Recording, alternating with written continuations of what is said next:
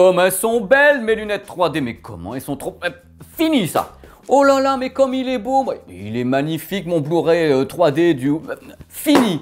Que s'est-il passé? Ce billet d'humeur est relatif à une annonce qui a eu lieu la semaine dernière à Monaco. À Monaco, Samsung avait invité plein de gens pour faire des annonces comme on fait toujours dans la profession. Ils avaient invité des blogueurs, des youtubeurs, ma pomme et tout, donc ils ont vraiment osé tout, pour nous annoncer, tout de go, ah bah là c'est super, en 2016, on va lancer plein de téléviseurs, mais attention, aucun des téléviseurs lancés en 2016 ne sera compatible 3D. Alors là, surprise générale, enfin surprise, moyenne surprise. Alors moi j'ai essayé d'en savoir plus, évidemment, et je suis allé voir les gars de Samsung qui m'ont annoncé en effet, on va arrêter les téléviseurs 3D. Alors j'ai dit mais why, pourquoi et tout, et la raison est juste à hurler de rire, mais c'est vachement bien. Et bah, c'est tout simple, en 2015 on a lancé plein de téléviseurs compatibles 3D, et on n'a pas vendu les lunettes avec à ce moment-là. Et on s'est rendu compte que tous les téléviseurs qu'on avait vendus en 2015, personne n'a réclamé les lunettes. Les mecs, ils se sont rendus compte que personne voulait les lunettes. Donc vraiment, les gens s'en fichent complètement de la 3D à domicile, c'est-à-dire chez soi. Parce que c'est là la nuance.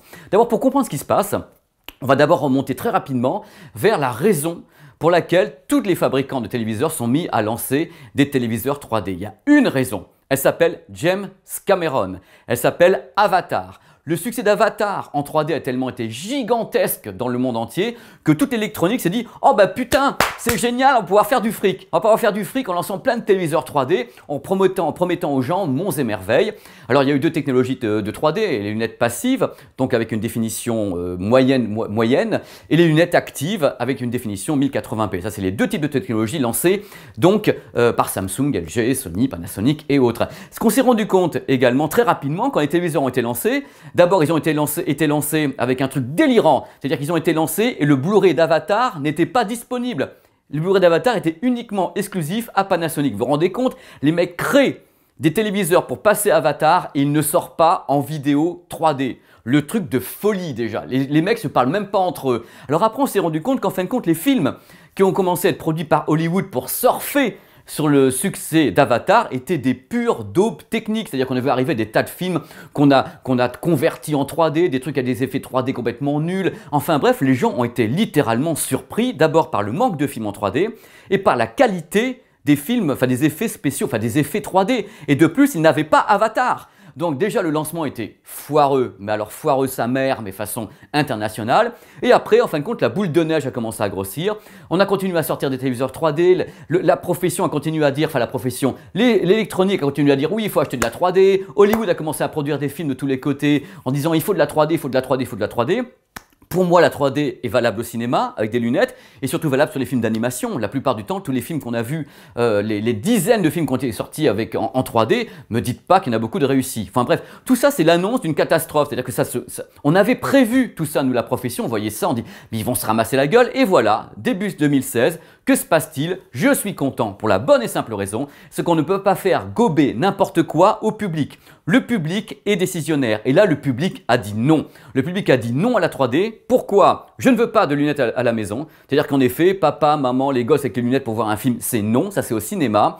Deuxièmement, les téléviseurs sont sympas, m'acheter les lunettes en plus quelquefois en actif ça coûtait cher. Troisièmement, la production hollywoodienne ou même internationale en 3D n'est pas d'un niveau suffisamment élevé pour justifier certains investissements. Donc les gens ont fait preuve de bon sens. Je pense encore une fois que cette 3D réussira uniquement quand on n'aura pas besoin de lunettes à la maison. C'est-à-dire une 3D, un écran 3D sans lunettes. Là, les gens regarderont et diront c'est génial et autres. Donc, voilà ce que j'avais à dire dans ce billet d'humeur. On peut en parler ensemble. Dans tous les cas, c'est le constat d'un échec total de la 3D domestique, c'est-à-dire à la maison. Au cinéma, c'est un autre problème. Ça, c'est les gens rentrent, prennent leurs lunettes, les relaissent à la fin, laissent les lunettes à la fin, ils repartent chez eux. C'est un autre truc, c'est un autre spectacle.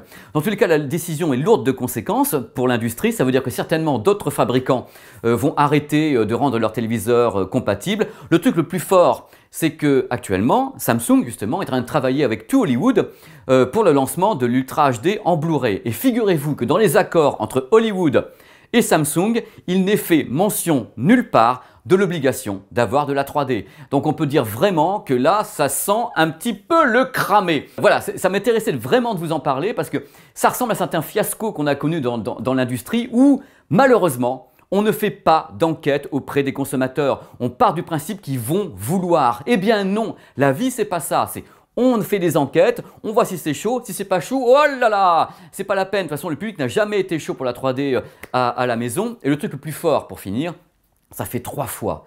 3 fois en 30 ans qu'on essaye de faire de la 3D à la maison. Il y a eu d'abord les lunettes, vous savez, les lunettes avec les 2 couleurs dessus en plastoc, enfin pas en plastoc, en carton. Hop, ça a foiré. Après, il y a les lunettes en plastique polarisées, on a essayé de faire un truc avec, mort de rire, lol. Et après, donc il y a eu, avec la sortie d'Avatar, toutes les lunettes actives et tout le bazar. Donc ça fait 3 fois qu'on essaye de cloquer la 3D au grand public. Ça fait 3 fois que tout le monde part en courant. Donc maintenant, il faut arrêter. On va passer à autre chose. Moi, j'espère que l'Ultra HD ne vivra pas le même scénario. Enfin, l'avenir dira. Je suis très content d'avoir pu vous parler de tout ça. Je vous donne mon avis. Et j'aimerais vraiment qu'on en parle ensemble sur cette page. Si vous avez des petits avis, des petits trucs à me dire sur l'arrêt probable, dans tous les cas, de la 3D domestique pour l'année 2016. Et aussi un petit truc important, si vous aimez cette petite chaîne, les billets d'humeur, les petits voyages dans le monde entier, dans les endroits où il y a des trucs asiatiques ou ailleurs, eh bien il faut en parler autour de vous et moi ça me fera plaisir d'avoir de plus en plus de petits followers pour pouvoir discuter comme ça de mes passions, dont le voyage, la high-tech, la vie d'un petit journaleux quoi, qui vous aime. Voilà, allez ciao et à très vite sur PP World avec d'autres vibrations mais pas 3D.